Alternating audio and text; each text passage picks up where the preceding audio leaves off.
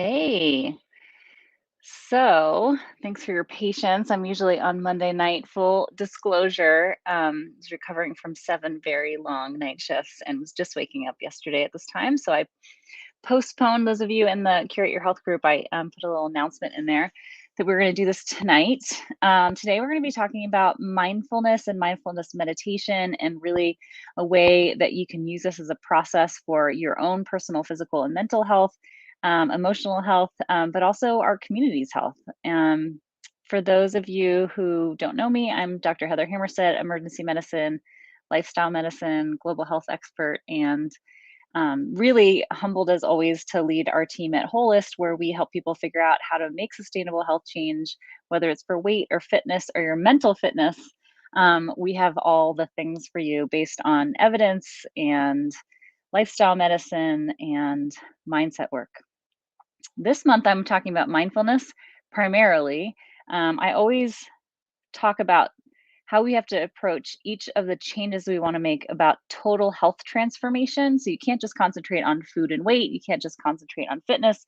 You have to talk about lifestyle, and you have to talk about support, and you have to talk about your mind, and you have to talk about hormones. If you don't have all of those pieces lifting up all together, you're going to fail at just one of those pieces, because they are all interconnected. And mindfulness is a part of what I talk about, using your mind, clearing that mind gunk out of the way so that you can make progress on whatever your goals are. Um, at the end of this, I'm going to talk to you about some offers that I have for some work as we move forward through this kind of gratitude season of Thanksgiving. And happy Thanksgiving to everyone, by the way. So I just had a lovely day. I had a couple great workouts. I had a couple great work sessions. I had a couple great meetings. I just had another meeting while I was in the bath. So I can't complain about today. And my gratitude this week is above and beyond. I lost a friend this week suddenly, and so I'm feeling very thankful for every moment that I have, and that's what mindfulness is all about. So I need to set the stage here a little bit. I'm going to get into the evidence behind mindfulness and how it can affect our personal health. And for those of you who are caregivers or care providers, those of our patients and clients, for sure, because that's what lifestyle medicine is, evidence, right? But I'm a sciencey, geeky nerd. I was a biochemist, physician, obviously. So I just want to make sure everyone understands that what comes from all of this is, I'm not making it up.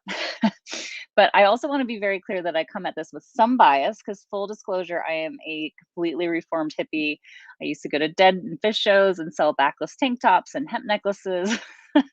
So as I grew up and wore clothes that fit and discovered makeup and fragrances other than patchouli, I retained some of this.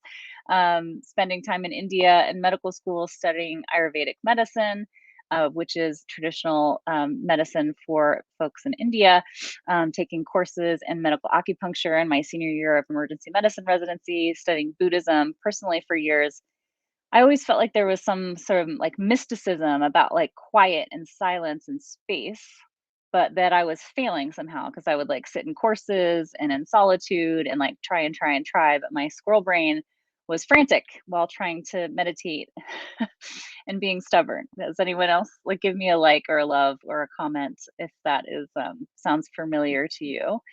I was always trying to like striving to, I guess I should say, to like quiet it, and I couldn't.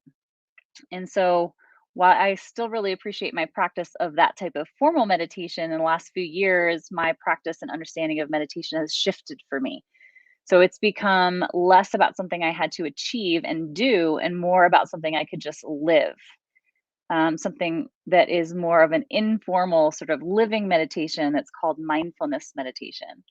And it's been freeing to realize that I don't have to like sit like a monk with the silent mind, because who was I kidding? Like, my mind is not silent. Nobody's mind is silent. Like, we are just doing this all the time, right? And most of us can't do that. It is about taking the time to self reflect, to recognize my own worth, to just be aware of what is around me. So that's what my meditation is for me now, not just those 15 minutes I grace myself with in the morning, but a new way of interacting with my world, the transfer of feeling of that awareness into every moment, throughout your day, checking in with yourself constantly, making sure you are being present and aware of what those around you are saying and feeling, being present and aware of the feeling and thoughts you are having and how you are affecting those around you, how your thoughts and feelings are affecting those around you, being aware of the self talk that you're unconsciously giving yourself. Now, that is the power in mindfulness meditation, the active meditation of being present in your life. That is what will change your life. Okay. If you're watching live, can you give me a live? If you're watching in the replay, drop me a replay. It really helps people kind of be able to see this because Facebook doesn't always like share all of the things. Okay, so for a second, let's talk about definitions of suffering. Wait, what? You're all like, that sounds terrible. But it is a good basis of understanding our thoughts and our interpretation of our experiences in a slightly different way than what I usually talk about, which is sort of like the metacognition road. And it sets the stage for our discussion that's coming up here. Now, there are a million places that you can read about suffering. My most informative over the years has been Thich Nhat Hanh, who's a prominent Vietnamese Buddhist monk. Read any of his things, and I'm sure it will change your life. But since we were talking about lifestyle medicine here, I'm going to defer to the American College of Lifestyle Medicine discussion, and I'm going to read a segment from the ACLM Lifestyle Medicine book that I think does a great job in explaining to that. Mindfulness meditation is the every moment awareness. And that is how you can think about this moving forward. So, being aware and mindful in your everyday life allows you to become aware of the connection of your mind and body. It helps create awareness of the space between, this is my language now, the space between the stimulus and your response to the stimulus. So it gives you freedom and distance from that stimulus. This is the key to understand how this is useful in health behavior change. I always think to myself, and I tell our holist clients, like, you never make a good decision in the moment, right? Like in that moment, you're gonna you're gonna create that immediate gratification choice when it comes to food or exercise or alcohol or tobacco or getting frustrated or lashing out at a colleague or a child or a spouse or your mom, right? But if you can practice being aware of your body and your thoughts, practice being aware of how it feels to react, or most importantly, not to react, practice delaying your action, removes you from the stimulus. So you often end up making a better decision. And with practice, it becomes habit, and our habits are what make us and make our results, right? That sound right to you? Give me a comment or a like or a love if that sounds like something that makes sense to you.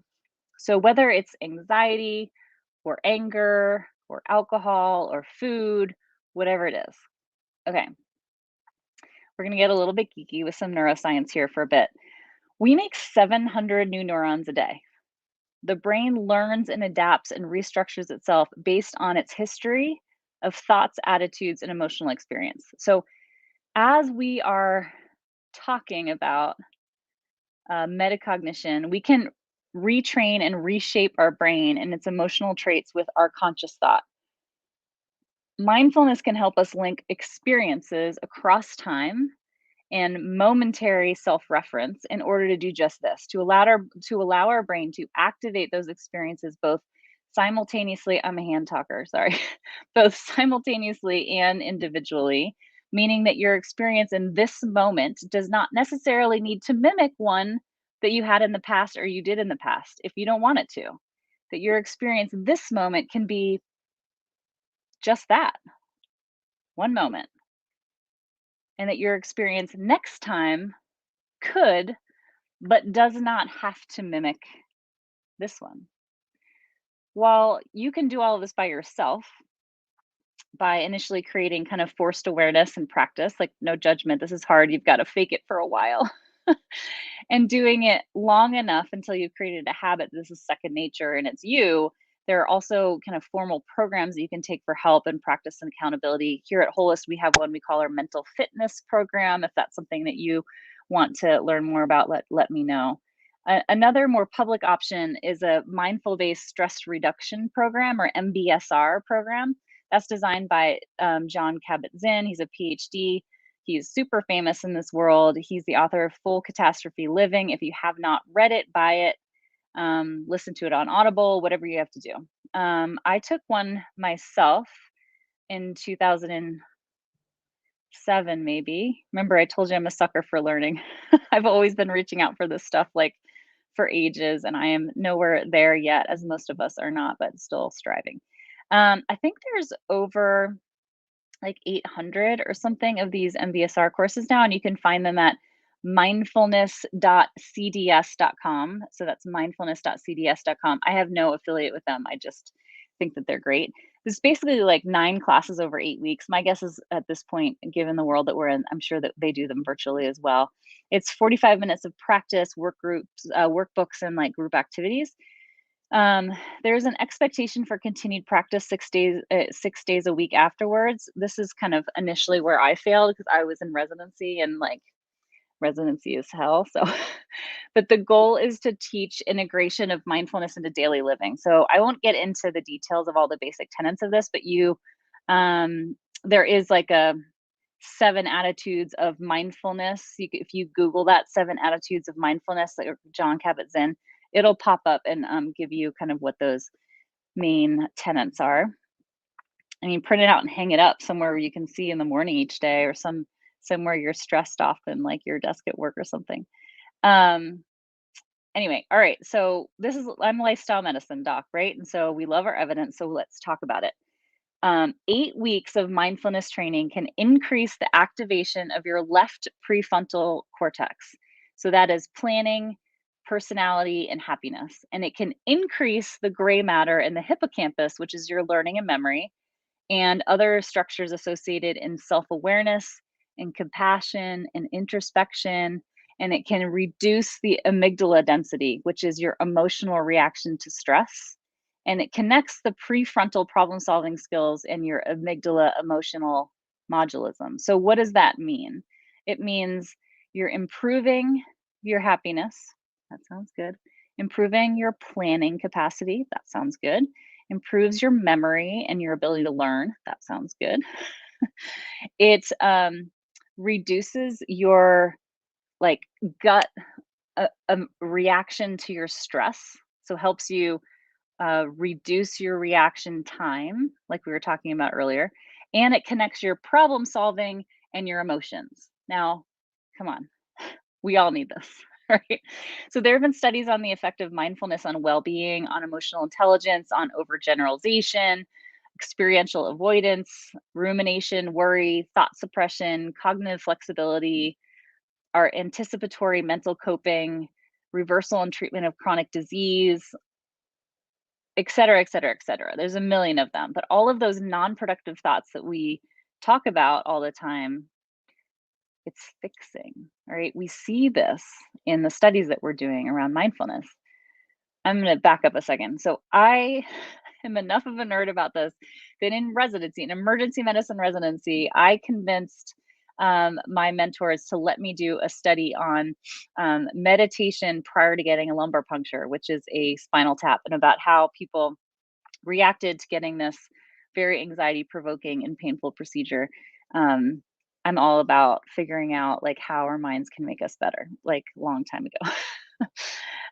They let me do it. All right, so we're going to talk about a few of ways that this can affect your personal, physical, and emotional well-being. And I think most importantly in these days is to how can we improve ourselves so that our communities can be better, because we are in a place where we really need each other to all be in a good headspace. Am I right about that? Give me a like or a love. Again, tell me if you're watching me live, if you have any questions, um, drop me some comments. All right, so well-being. Mindfulness meditation allows you to savor pleasures, be fully engaged in your current environment, have better capacity to have that stress response, not a stress reaction, because that's what you want. You want a response, not a reaction when it comes to adverse events like when shit hits the fan. That's what I mean by adverse events. So you're going to be less likely to be preoccupied with worries and regrets or preoccupations and to make deeper connections with people. That sounds good, right? Give me a like. Okay. I'm not here all by myself. So y'all give me something. All right. Physical health. Mindfulness meditation can relieve stress, lower blood pressure, reduce chronic pain, improve sleep, improve GI symptoms, and when combined in another intensive therapeutic lifestyle intervention program like we do here at Holist, can be a successful part of a treatment plan for heart disease, cancer, anything that you're doing with your doctor dealing with your chronic or acute disease. Mental health. Okay. In combination with or in parallel to something like a cognitive behavioral therapy or other modalities, mindset coaching like we do here at Holist, mindfulness meditation can improve depression, substance abuse, eating disorders, marital conflicts, anxiety, OCD, like a million things. Okay. Now, when it comes to your work, I'm going to talk about medicine because that's what I do. But this can really be extrapolated to any other kind of work. So I'm pretty famous with my partners and colleagues for being like uber productive in the time that I give myself, equally as famous for refusing to believe in multitasking. So no matter what you do, you need to be agile in your work, especially in emergency medicine. But what we're really doing is task shifting. So we're rapidly switching between each task in nanoseconds. We're not really multitasking. So when you work, you need to become agile by task shifting physically, mentally, and emotionally from one thing to one patient or one client or one task to the next. So we need to be aware of ourselves and of others at all times. You need to be able to avoid decision fatigue, protect our emotional and physical energy, to hold boundaries with respect, kindness, and love. That's the key with boundaries, respect, kindness, and love. Being mindful in our interactions in ourselves and others, being aware and focusing on the task in the moment can really help on this. So, that is the key to mindfulness meditation, where you're being present in your life, can drastically improve your ability to be efficient and get work done, task shift faster and better, and to read the room, so to speak, when it comes to your patients, clients, resources, colleagues, your boss, whatever it is that you do.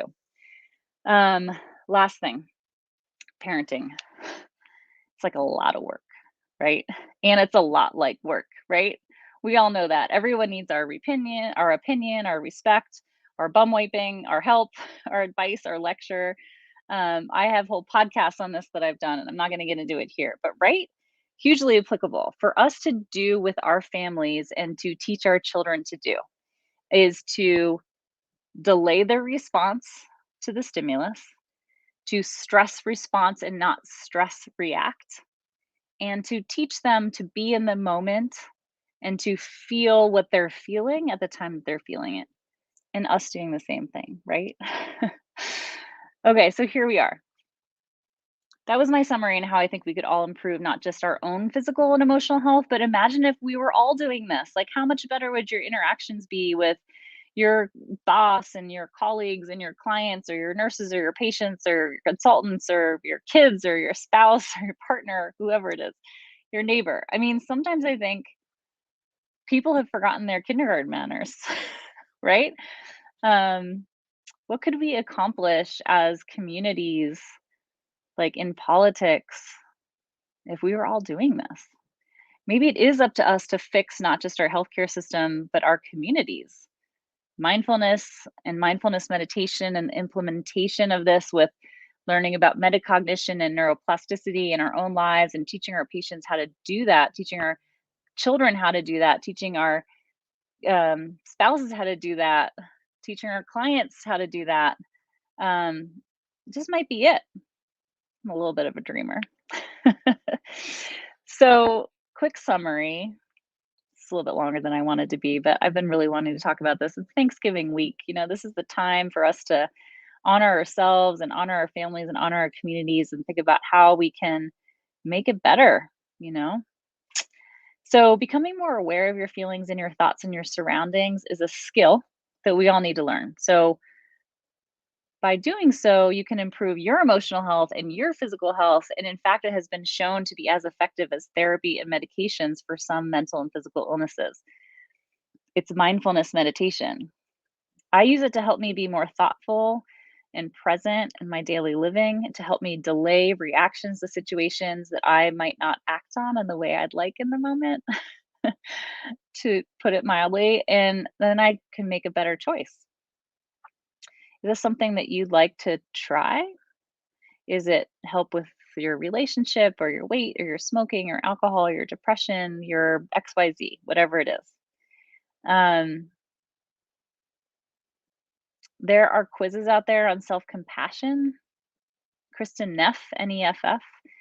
I'll put a link to that in the comments as well as to the mindfulness based stress reduction programs, um, and see if that's helpful for you. Um, I hope this was good. This is a little bit longer than I thought it was going to be, but I think we all need this work right now. This is a challenging time in our lives, and well, all times are challenging, right? Life is life. I have a couple things that I'm super excited about. If you guys are on my email list, I have like 40,000 people on that email list, and I've been sending out, do like trainings all the time, just in email that I don't do here. So if you guys want that, I'll put a link into the comments on how to get on that. But if you're on there, you have seen that we are having like a crazy pre Black Friday and Black Friday sale on both group weight wellness program and personal weight wellness program. If you want to get on that list and see what that is, you got to let me know. So I will put that into the comments. I'm super excited about it. We also have a brand new membership program that's coming out in a couple of weeks. It'll start in January, and it's basically all the content that I have created. You will get. Um, like, you don't need to watch and be here and catch it and message me. You're just gonna get all the things. So if you want that, if you want to put on the list for that, just drop the word pre-sale into the comments. Black Friday sale is going to be real, guys. I'm like giving all the things. Pretty exciting. So Black Friday sale, membership program coming up for all the content that I have. Drop the word pre-sale in there. And if you just want to message me, if you want to hear what the Black Friday sale is, I'm happy to just message with you as well. And then, as always, Tamber and Aaron are my like strategy experts, and they can help you figure out, should you work with us? Should you work with someone else? Like, what are the things you need to concentrate on? Do you need mindset work? Do you need weight coaching help? Do you need fitness help? Do you just need a culinary strategy session? If you really want to figure out how to make a big change in your life, if you want to hit the holiday season running where you feel like you're not going to gain that 8 pounds that everybody gains over the holidays, if you want to get off of medications, a lot of our clients have done that. If you want to just like improve your mental fitness, and if you want to know what that means, let me know. So, super exciting stuff going on around here. Um, really appreciate you all. I hope you have a lovely Thanksgiving. Whether it's a friends giving or a family we're giving, we're having both here, having a good friends over. Um, so lots of love to everyone, lots of gratitude. I hope this was helpful, and I will try to put all the things in the comments that I said I was going to. I might have to watch again and see what I said to do. All right, cheers, everybody. Bye.